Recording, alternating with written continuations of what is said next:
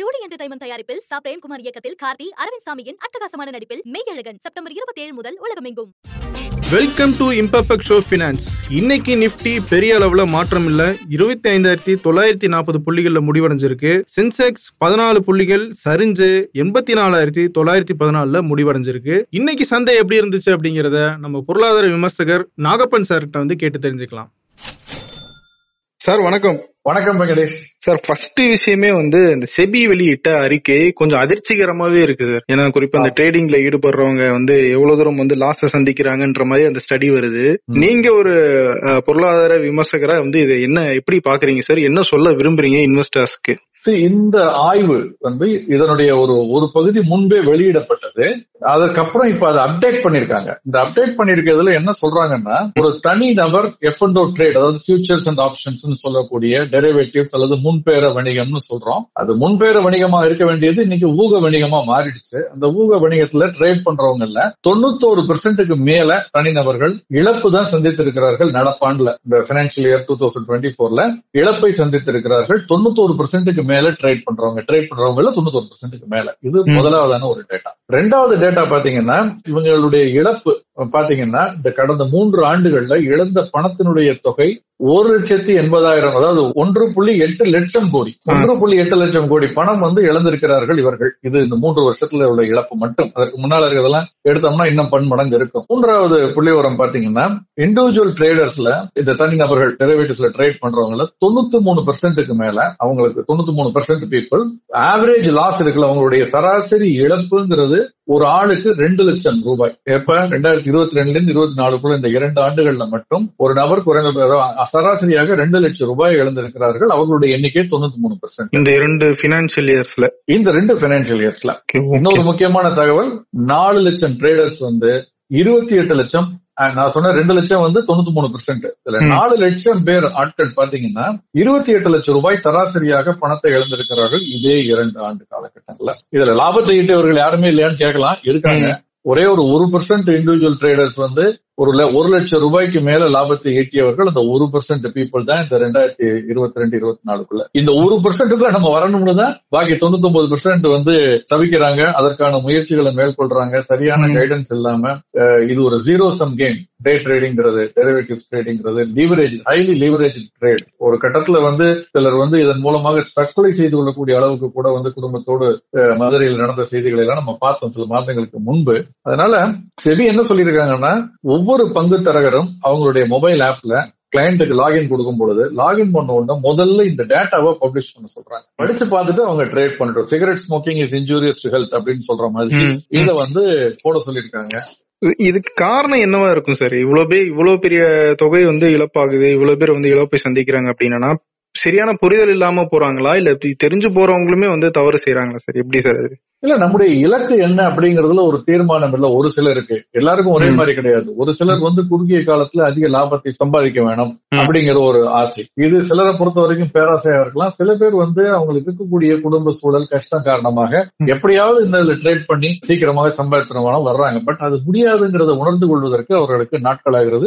அதற்குள்ள பேர் இழப்புகள் நிகழ்ந்து வருகிறது. அந்த 1% லாட்டரி மாதிரி தான். 100 பேர் சேர்ந்து ஆளுக்கு 1 ரூபாய் கொடுக்கிறோம். அதுல ஒருத்தருக்கு மட்டும் தான் அந்த 100 ரூபாய் கிடைக்குது. அந்த கோடி ரூபாய் எல்லாருக்கும் கிடைக்கிறது கிடையாது. 1 கோடி பேர் ஆளுக்கு 1 ரூபாய் கொடுத்தாலும் இந்த ஒரு ஆளுக்கு தான் 1 கோடி ரூபாய்ங்கிறது கிடைக்குது. அதை புரிஞ்சுக்கணும். ட்ரேடிங் அப்படிங்கிறது, ஏன்னா இன்வெஸ்ட்மெண்ட்ங்கிறது வேற. இன்வெஸ்ட்மெண்ட்ங்கிறது லாங் டேர்ம்ல இந்திய பொருளாதாரத்தின் மீது, இந்திய நிறுவனங்கள் மீது நம்பிக்கை வைத்து நம்ம செய்யக்கூடிய முதலீடு, தொழில் அபிவிருத்திக்கு பயன்படுத்தக்கூடிய ஒரு விஷயம். ஆனால் இந்த ட்ரேடிங், அதுலயும் குறிப்பாக டெரிவேட்டிவ்ஸ் ட்ரேடிங், முன்பேர வணிகம்ங்கிறது இந்த மாதிரியான ஒரு இழப்புகளை தான் தரும் பெரும்பாலானோருக்கு. ஏன்னா இதுக்கு பேர் நேக்கட் கால்னு சொல்றது. கையில பங்குகள் இல்லாமல், தேவையான அளவு பணம் இல்லாமல் வாங்குவதோ விற்பதோ செய்யறது. இது தடை செய்ய முடியாதான்னு கேட்கலாம். செபி ஏன் தடை செய்யக்கூடாதுன்னு? தடை செய்ய முடியாது. ஏன்னா இது ஒரு நியாயமான காரணத்துக்காக உருவாக்கப்பட்டது. வெளிநாட்டிலிருந்து வரக்கூடிய முதலீட்டாளர்கள், இந்தியாவில் இருக்கக்கூடிய பெரும் முதலீட்டாளர்கள் தங்களுடைய முதலீடுகள்ல இருக்கக்கூடிய ரிஸ்க்ல இருந்து தங்களை தற்காத்துக் கொள்வதற்காக, அதனுடைய அதீத ஏற்ற இறக்கங்கள் இருந்து நம்மளை தற்காத்துக்கிறதுக்காக அதற்கு நேர் எதிரான ஒரு பொசிஷனை ஊக வணிகத்துல, முன்பேற வணிகத்துல எடுப்பாங்க. கையில நிறைய ஷேர்ஸ் வச்சிருந்தா அதை விற்கிற மாதிரியான ஒரு பொசிஷன் அங்க எடுத்து வச்சுக்குவாங்க. விலை இறங்கினா கூட அதுல லாபம் வந்துடும், இந்த நஷ்டத்தை சரிப்படுத்தி கொடுத்துரும். அதனால அதை முழுவதுமாக நிறுத்த முடியாது. ஆனால் இந்த மாதிரியான கட்டுப்பாடுகள், இதற்கு தான் செபி இப்ப என்ன ஒரு செய்தி கசிய துவங்கி இருக்கிறதுன்னா, இன்னைக்கு முன்பேற வணிகத்துல ட்ரேட் பண்றதுக்கு குறைந்தபட்சம் 5 லட்சம் ரூபாய், அந்த லாட் சைஸ்ங்கிறது 5 லட்சம் ரூபாய், அதுக்குள்ள மார்ஜின் கொடுக்கணும். அதை வந்து 10 லட்சமாகவோ 15 லட்சமாகவோ மாற்றுவதற்கான வாய்ப்புகள் அதிகம் இருக்கிறதா தெரிகிறது. சொல்லப்போனா 25 லட்சம்ல இருந்து 30 லட்சம் உயர்த்தப்படலாம் என்று ஒரு ஊகங்கள் எல்லாம் முன்பு வந்தது. செபியினுடைய போர்ட் மீட்டிங் இந்த மாத கடைசியில் இருக்கு, 30ஆம் தேதி இருக்கு. அதில் இது குறித்து ஏதாவது முடிவுகள் எடுக்கப்படுமா, இந்த லாட் சைஸை இன்க்ரீஸ் பண்றது, so that small and retail investors will not get into this trap. இது ஒரு சக்கரவியூகம் மாதிரி, இதுல மாட்டிக்காம தப்பிக்கிறதுக்காக அவங்களை உள்ள அனுப்பாம இருக்கிறது தான் வழி. அதை உள்ள அனுப்பிச்சிட்டு தப்பிக்க வழி பாக்குறதுங்கிறத விட இப்போ இந்த நிறைய இந்த ட்ரேடிங் ஆப்ஸ் எல்லாம் வந்துருச்சுல சார். சோ அதுவுமே வந்து நிறைய பேர் வந்து இதை வந்து ஒரு முயற்சியா ட்ரை பண்ணி வந்து பாக்குறதுக்கான வாய்ப்பு அதிகப்படுத்திருச்சுன்னு சொல்லலாமா சார்? நிச்சயமா அது நான் ஒரு நெகட்டிவா சொல்ல விரும்பல. ட்ரேடிங் ஆப்ஸ் வந்து நிறைய விஷயங்கள் எளிமைப்படுத்தி இருக்குது, ஒரு டெமோக்ரட்டைஸ் பண்ணிருக்கு இந்த ட்ரேடிங்கிறத. அதே சமயத்துல ஒரு வீடியோ கேம் மாதிரி அதை பயன்படுத்துறவங்களும் இருக்காங்க. இன்னைக்கு வாங்கினே 5 நிமிஷத்துல ஏறிடுச்சு, 10 நிமிஷத்துல இறங்கிடுச்சுன்னு ஒரு எக்ஸைட்மெண்ட். ஒண்ணு புரிஞ்சுக்கணும், வீடியோ கேம்லயோ அல்லது தியேட்டர்ல போய் படம் பாக்குறதுலயோ பணம் செலவாகுமே தவிர வருமானம் வராது. வருமானம் வேணும்னா அது ஒரு நியாயமான முதலீடாக தான் இருக்கணும், அது ஒரு என்டர்டைன்மெண்டா இருக்காது. அதனால இந்த மொபைல் ஆப்ல நிறைய நல்லதும் இருக்கு, கெட்டதும் இருக்கு, எல்லா தொழில்நுட்பத்திலயும் இருக்கு. நம்ம தான் அதை சரியா பயன்படுத்திக்கணும் சார். அப்படி இன்னைக்கு நம்ம மார்க்கெட் எப்படி இருந்துச்சு அப்படின்ற விஷயத்துக்கு வந்துருவோம் சார். இன்னைக்கு மார்க்கெட் வந்து பெரும்பாலும் பக்கவாட்டு நகர்தல தான் இருந்தது. சென்செக்ஸ் கூட ஒரு 14 புள்ளிகள் தான் இறக்கத்துல முடிவடைஞ்சிருந்தது. அதே மாதிரி நிப்டியுமே பெரிய மாற்றங்கள் இல்லாமல் நேற்றைய முடிவை ஒட்டி தான் முடிவடைஞ்சிருக்கு. இதுல குறிப்பிடத்தக்க விஷயம் என்னன்னா, நேற்று வந்து வெள்ளிக்கிழமையும் நேற்று சந்தை அதிகரிச்சால் கூட நேற்று குறியீடும் அதிகரித்தது, நிப்டியும் அதிகரிச்சது, இந்தியா விக்ஸ்னு சொல்லக்கூடிய வாலட்டிலிட்டி இண்டெக்ஸும் அதிகரிச்சிருந்தது. அந்த மாதிரி சாதாரணமாக இந்த விக்ஸ்ங்கிறது சந்தையினுடைய போக்குக்கு எதிராக இருக்கும். அப்படி ஒன்றாக இருக்கும் பொழுது அப்ப மறுநாள் சந்தையினுடைய போக்கு கன்சாலிடேட் ஆகிறதுக்கான வாய்ப்பு இருக்கு. அதுதான் இன்னைக்கு நடந்திருக்குன்னு நான் பாக்குறேன். அப்படி பார்க்கும் பொழுது இன்னைக்கு வந்து நிப்டி சென்செக்ஸ்ல இருக்கக்கூடிய பங்குகள் சரிபாதியாக 15 பங்குகள் விலையேற்ற பங்கு, 15 பங்குகள் விலையிறக்க பங்கா இருக்கு. நிப்டி எடுத்துக்கிட்டாலும் 25 பங்குகள் விலை அதிகரிச்சிருக்கு, 25 பங்குகள் விலை இறங்கி இருக்கு. பரந்த சந்தையில் எடுத்துக்கிட்டாலும் இன்னைக்கு 2800 பங்குகளுக்கு மேல வணிகமாயிருக்கு. அது 1352 பங்குகள் வந்து விலை ஏற்றத்தோடையும் 1439 பங்குகள் விலை இறக்கத்தோடையும் முடிவடைஞ்சிருக்கு. கிட்டத்தட்ட 1:1 அட்வான்ஸ் டிக்ளைன் ரேஷியோங்கிறது விலை அதிகரித்த ஒவ்வொரு பங்குக்கும் நிகராக ஒரு பங்கினுடைய விலை குறைந்திருப்பது என்பது ஒரு கன்சாலிடேஷன் அல்லது பக்கவாட்டு நகர்தல் இருப்பதை நாம் பார்க்க முடிகிறது. சார் செக்டார்ஸா நம்ம பார்த்தோம்னா எந்தெந்த செக்டார்ஸ் இன்னைக்கு நல்லா பெர்ஃபார்ம் ஆயிருக்கு சார், எது இதெல்லாம் பண்ணல சரியா? இன்னைக்கு மெட்டல் உலோகத்துறை சார்ந்த சைனா நிறைய ஸ்டிமுலஸ் கொடுத்துருக்காங்கிறதுனால மெட்டல் துறை, அந்த உலோகத்துறை வந்து இன்னைக்கு மிக சிறப்பாக இருந்தது. அதுக்கு அடுத்து பார்த்தோம்னா எஃப்எம்சிஜி, ஐடி, ஆட்டோ இதெல்லாம் நல்லா இருந்தது. எஃப்எம்சிஜி நெகட்டிவா இருந்தது, ஆட்டோ நல்லா இருந்தது, அதே மாதிரி பார்மா நல்லா இருந்தது. இதுல குறிப்பாக மெட்டல் உலோகத்துறை இன்னைக்கு வந்து அந்த குறியீட்டில் இருக்கக்கூடிய 15 பங்குகளும் இன்னைக்கு விலை ஏறி முடிவடைஞ்சிருந்திருக்கு. Nalco, Tata Steel, Hindalco, NMDC, Vedanta, Hindustan Copper, SAIL, Jindal Steel எல்லாமே. காரணம் என்னன்னா, சைனா வந்து அவங்களுடைய பொருளாதாரத்தை வந்து ஊக்குவிப்பதற்காக, ஏன்னா அங்க வந்து ஒரு தேக்க நிலையை நோக்கி போய்கிட்டு இருக்கு. அப்ப அந்த அவங்களுடைய மத்திய வங்கி, ரிசர்வ் வங்கி, அவங்களுடைய வங்கி வந்து பீப்புள்ஸ் பேங்க், அவங்க என்ன சொல்லியிருக்காங்கன்னா, வட்டி விகிதத்தை குறைப்பதற்கும் அதே மாதிரி வங்கிகளுடைய கேஷ் ரிசர்வ் சொல்லுவோம், அந்த ரிசர்வ் ரேஷியோவை குறைப்பதற்கும் தொழில்துறையை ஊக்கப்படுத்துவதற்குமான நடவடிக்கைகள் விரைவில் மேற்கொள்ளப்படும்னு சொல்லியிருந்தாங்க. சைனா வந்து ஒரு மிகப்பெரிய சந்தை. சைனா அந்த சந்தையே வீழ்ந்து போனால் அது அவங்க கையில இருக்கக்கூடிய உபரி ப்ராடக்ட் மார்க்கெட்ல இது பண்ணும் பொழுது, டம்ப் பண்ணும் பொழுது ஒரு பக்கம் நமக்கு நல்லதுனாலும் இன்னொரு பக்கம் ஒரு பெரிய தேக்க நிலையை ஏற்படுத்திவிடும். அதனால இப்ப சைனாவுடைய பொருளாதாரத்தை ஊக்குவிப்பதற்கான நடவடிக்கைகள் இறங்கி இருக்குதுன்னு ஒண்ணு. மெட்டல் ஸ்டாக்ஸ் எல்லாம் அதன் காரணமாக இன்னைக்கு ஒரு கணிசமான ஏற்றத்தை பார்த்தது. ஐடி துறையில பாத்தீங்கன்னா tech Mahindra, HCL tech, Mphasis, Wipro இதெல்லாம் ஏறி இருந்தது. LNT அதே மாதிரி PSU பேங்க் பார்த்தோம்னா இன்னைக்கு இறங்கி இருந்தது. செக்டார் வைஸ் பார்த்தோம்னா இறங்கின செக்டார்ஸ் பார்த்தோம்னா பொதுத்துறை வங்கிகளுக்கான குறியீடு இது ஒண்ணும் இல்ல, நேற்று ஏறி இருந்தது, அதனுடைய ஒரு நேர் எதிரான ஒரு நிலைப்பாடா இன்னைக்கு ஒரு கரெக்ஷன் வந்திருக்குன்னு தான் நான் நினைக்கிறேன். 12 பங்குகள் அந்த குறியீட்டுல இருக்கு, அதுல 11 பங்குகள் இன்னைக்கு விலை இறக்கத்துல முடிவடைந்திருந்தது. அதே மாதிரி FMCG பங்குகளுமே இன்னைக்கு வந்து ஒரு ஈக்குவலா அட்வான்ஸ் டிக்ளைன் பார்க்கும் பொழுது சமமாக இருந்தாலும் கொஞ்சம் இறக்கத்துல தான் முடிவடைகிறது. சார் இப்போ ஸ்டாக்ஸை பொறுத்த வரைக்கும் அந்த IEX ஷேர்ஸ் வந்து இறங்கி இருக்கு அப்படின்னு ஒரு ரிப்போர்ட் வந்திருக்கு. என்ன காரணம் சார் அது? அது இந்தியன் எனர்ஜி எக்ஸ்சேஞ்ச் அப்படின்னு சொல்லக்கூடிய அந்த நிறுவனத்தினுடைய பங்குகள் இன்னைக்கு பங்கு சந்தையில் பட்டியலிடப்பட்டிருக்கக்கூடிய ஒரு நம்ம ஸ்டாக் எக்ஸ்சேஞ்ச்னா ஷேர்ஸ் ட்ரேட் பண்ணக்கூடியது, ஸ்டாக் அண்ட் ஷேர்ஸ் ட்ரேட் பண்றது ஸ்டாக் எக்ஸ்சேஞ்ச் சொல்றோம். கோல்டு, சில்வர், க்ரூட் எல்லாம் ட்ரேட் ஆகிற கமாடிட்டிஸ் ட்ரேட் ஆகிறது கமாடிட்டிஸ் எக்ஸ்சேஞ்ச் சொல்றோம். இந்த மாதிரி எனர்ஜி, கரண்ட், எலக்ட்ரிசிட்டி ட்ரேட் ஆகக்கூடியது உபரி வைத்திருப்பவர்கள் விற்கலாம். சர்ப்ளஸா ப்ரொடியூஸ் பண்றவங்க சோலார்ல, விண்ட் எனர்ஜில அல்லது மாநிலங்கள் கூட விற்கலாம். தேவைப்படுறவங்க, ஷார்டேஜ்ல இருக்கவங்க வாங்கிக்கலாம். அப்ப அதுக்கு ஒரு மீட்டிங் பாயிண்டாக இந்த இந்தியன் எனர்ஜி எக்ஸ்சேஞ்சுங்கிறது இருக்கு. இந்தியாவை பொறுத்தவரை இந்த மாதிரி வந்து சென்ட்ரல் எலக்ட்ரிசிட்டி ரெகுலேட்டரி கமிஷன் இருக்கு, நம்ம செபி மாதிரி. அதுக்கு அவங்க வந்து அவங்களுடைய ரெகுலேட் பண்ணக்கூடிய 3 மேஜர் பவர் எக்ஸ்சேஞ்ச் இருக்குது. ஓகே, அந்த 3 பவர் எக்ஸ்சேஞ்ச்ல இது ஒண்ணு. இந்த ஹிந்துஸ்தான் பவர் எக்ஸ்சேஞ்ச் ஒண்ணு இருக்கு, பவர் எக்ஸ்சேஞ்ச் ஆஃப் இந்தியான்னு இருக்கு, இந்தியன் எனர்ஜி எக்ஸ்சேஞ்ச் இருக்கு. இன்னைக்கு இது இறங்குனதுக்கு 12% இறங்கி இருக்கு இந்த பங்குகள். 12% இறங்குனதுக்கு என்ன காரணம் அப்படின்னு பாத்தீங்கன்னா, இன்னைக்கு தேதிக்கு இது கிட்டத்தட்ட மொனோபொலியா இருக்குது. மற்ற ரெண்டு கூட இது வந்து எப்படி என்எஸ்சி ஒரு கிட்டத்தட்ட மொனோபொலி மாதிரி இருக்கும் பிஎஸ்சி தாண்டி, அது மாதிரி இது இருக்குது.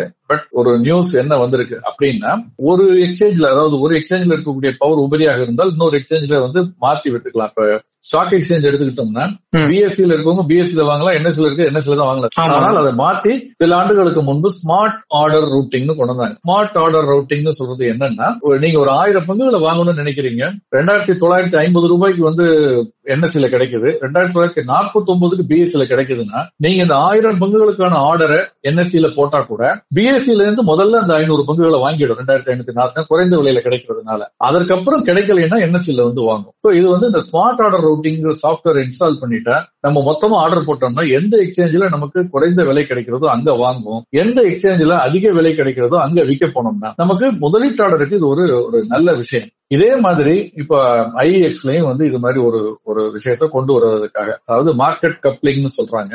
அந்த மார்க்கெட் கப்ளிங்னு அதை கொண்டு வந்தாங்கன்னா ஒரு யூனிஃபார்ம் மார்க்கெட் கிளியரிங் பிரைஸ் வரும் 3 எக்ஸ்சேஞ்சுக்கும் ஒரு காமனான. ஏன்னா இன்னைக்கு என்னன்னா, ஒரு எக்ஸ்சேஞ்சில வந்து 16 ரூபாய் இருக்கும், இன்னொரு எக்ஸ்சேஞ்சில 12 ரூபாய் இருக்கும், இன்னொரு எக்ஸ்சேஞ்சில 8 ரூபாய் கூட இருக்கலாம். ஒரு குறிப்பிட்ட நேரத்துக்கு தகுந்த மாதிரி இந்த பிரைஸ் இது மாறும். டிமாண்ட் ரொம்ப ஜாஸ்தியா இருக்குது சாயங்காலங்கள்ல, அப்ப விலை கூட இருக்கும். மதிய நேரங்கள்ல குறைவா இருக்கலாம், அதிகாலையில இன்னும் குறைவா இருக்கலாம். இப்ப இந்த எக்ஸ்சேஞ்சில எந்த எக்ஸ்சேஞ்சில ஆர்டர் போட்டாலும் இன்னொரு எக்ஸ்சேஞ்சில எக்ஸிக்யூட் ஆகும், பெஸ்ட் எங்க கிடைக்குதோ அங்கே எக்ஸிக்யூட் ஆகும் அப்படின்னு சொல்ற மாதிரியான ஒரு இதை கொண்டு வரும்போது என்ன ஆகும்னா, இந்த ஐஎக்ஸ் மொனோபொலி கொஞ்சம் அடிபட வாய்ப்பு இருக்கு. ஸ்மார்ட் ஆர்டர் ரூட்டிங் வந்ததுக்கு அப்புறமே பிஎஸ்சி கிட்டத்தட்ட அழிந்து போகக்கூடிய நிலையில் இருந்தது. அது ஒரு காரணம் வந்து இன்னைக்கு அது வந்து கொஞ்சம் தப்பித்து வந்திருப்பது. அது மாதிரி வரும்பொழுது இது வந்து ஒரு சின்ன நெகட்டிவான நியூஸ் சொல்லலாம். ஒட்டுமொத்த பொருளாதாரத்திற்கு, மாநிலங்களுக்கு, நுகர்வோருக்கு நல்லதுனாலும் இந்த எக்ஸ்சேஞ்சை பொறுத்த வரைக்கும் இது வந்து ஸ்லைட்லி ஒரு நெகட்டிவ் நியூஸாக சந்தையால் கருதப்படுகிறது. அதே மாதிரி இன்னொரு விஷயம் சொல்லணும், ரிலையன்ஸ் பவர். நீங்க எனர்ஜியை பத்தி பேசணும்னா கடந்த 2-3 நாட்களாகவே நம்ம அதை பத்தி பேசிட்டு இருக்கோம். ஏன்னா அவங்களுடைய கடன்களை எல்லாம்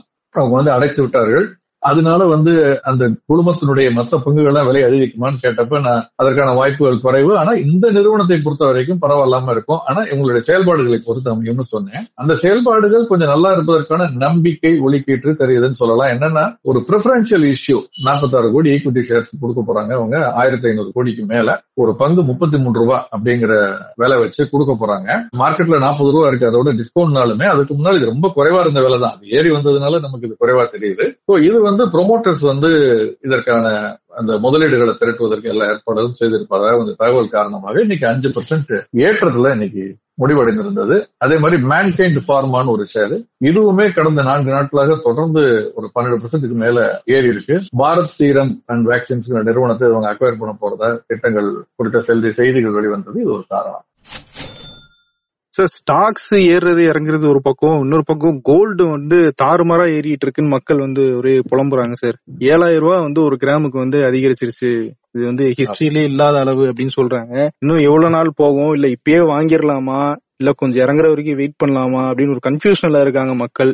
இல்ல, இது வந்து நான் தொடர்ந்து கடந்த 2 வாரமா நம்ம சொல்லிட்டு இருக்க விஷயம். தங்கம் வந்து முன்ன எப்போதும் இல்லாத ஒரு புதிய உச்சத்தை சர்வதேச சந்தையில போன வாரத்துக்கு முந்தின வாரத்துல இருந்தே தொட ஆரம்பிச்சு $2500 தாண்டியது. இந்த ஆண்டு மட்டும் 25% மேல, கிட்டத்தட்ட 30% வரைக்கும் கூட வந்து சொல்லலாம். அந்த அளவுக்கு வந்து சர்வதேச சந்தையில அதிகரிச்சிருக்கு. இப்ப கூட $2652 வணிகம் நடந்துகிட்டு இருக்கு. வெள்ளியுமே வந்து திரும்ப $31 மேல வந்துருக்கு. அதனுடைய தாக்கத்தை நம்ம இங்க பாக்குறோம். கோல்டு வந்து 0.5% 74,600 தாண்டி, அதாவது நான் சொல்றது வந்து பியூர் கோல்டு, அது வந்து 10 கிராம் அப்படிங்கிறது MCXல முன்பேற வர்த்தகத்துல நடக்கிறது. அக்டோபர் மாத ஒப்பந்தம். சில்வர் வந்து பாத்தீங்கன்னா டிசம்பர் மாத ஒப்பந்தம் 0.5% ஏறி திரும்ப 90,000 கிட்ட வந்துட்டு இருக்கு, 89,800 ரூபாய் கிட்ட. இந்த போக்கு தொடர்வதற்கான வாய்ப்புகள் தான் அதிகம். ஏன்னா டாலருக்கு எதிரான ஒரு மாற்று ஒரு தங்களை பாதுகாத்துக் கொள்வதற்கு, ஏன்னா டாலருடைய மதிப்பு மெல்ல மெல்ல குறைய துவங்குகிறது, அதனுடைய மதிப்பு மங்க துவங்குகிறது. சர்வதேச சந்தையில டாலர் இண்டெக்ஸ் எடுத்தோம்னா அது வந்து மாறிக்கிட்டு இருக்கு, வீக் ஆகிட்டு இருக்கு. சோ அப்ப தங்களை ப்ரொடெக்ட் பண்றதுக்காக தங்கத்தை நோக்கி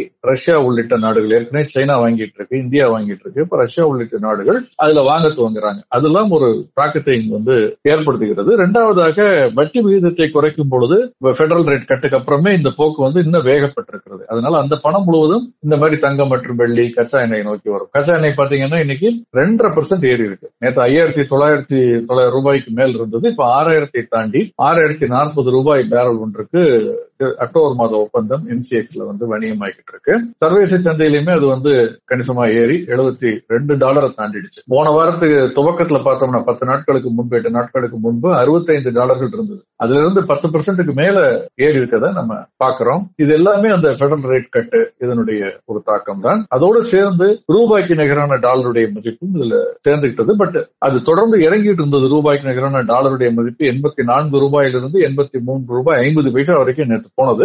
இன்னைக்கு பாத்தீங்கன்னா திரும்ப ஏறி இருக்கு. இன்னைக்கு ஒரு 10 பைசா ஏறி 83 ரூபாய் 67, 68 பைசான்னு முன்பேற வர்த்தகத்துல நடக்குது. இது கொஞ்சம் இறங்கினதுனால, ரொம்ப அதிகமா இறங்கிட்டதுனால ஒரு சின்ன ஏற்றம் இருப்பதை நான் பார்க்கிறோம். நாளைக்கு மார்க்கெட் எப்படி இருக்கும்? இல்ல இந்த வாரத்துக்கு நம்ம வேற ஏதாவது கவனிக்க வேண்டிய முக்கியமான விஷயங்கள் இருக்கா சார்? நாளைக்கு நெல் இந்த வாரம் முழுவதுமே பெரும்பாலும் பக்கவாட்டு நேரத்துல தான் இருக்கும். ஏன்னா புல்லிஷ்னஸ் இன்னும் intact. Technically bullishness is intact. Fundamentally இது over priced market. But short டேர்ம்ல டெக்னிக்கல்ஸ் தான் எப்போதுமே நிலைச்சு நிற்கும். உதாரணமா இன்னைக்கு எடுத்துங்க, மன்பா பைனான்ஸ் ஒரு நிறுவனம் அதனுடைய புதிய பங்கு வெளியிட்டு இருக்காங்க. 2வது நாள் இன்னைக்கு 59 மடங்கு ஓவர் சப்ஸ்கிரைப் ஆயிருக்கு. சோ அவ்வளவு பணம் இங்க சந்தையில பணப்புழக்கம் இருக்கிறது ஒரு காரணம். அதனால இந்த புல்லிஷ்னஸ்ங்கிறது தொடர்ந்து இருக்கதான் செய்யும். கரெக்ஷன் வராம இருக்காது. வந்தால் கூட திரும்பவும் அந்த கரெக்ஷன் ஓரிரு நாட்கள்ல சரியாயிடும். அப்படிப்பட்ட ட்ரெண்ட் தான் இந்த வாரம் முழுவதும் இருக்கும். ஓகே சார், நிறைய தகவல்களை இன்னைக்கு சொல்லியிருக்கீங்க சார். நாளைக்கும் நம்ம IPS பினான்ஸ்ல இது மாதிரி பயனுள்ள நிறைய விஷயங்கள் பேசலாம் சார். நன்றி சார். நன்றி.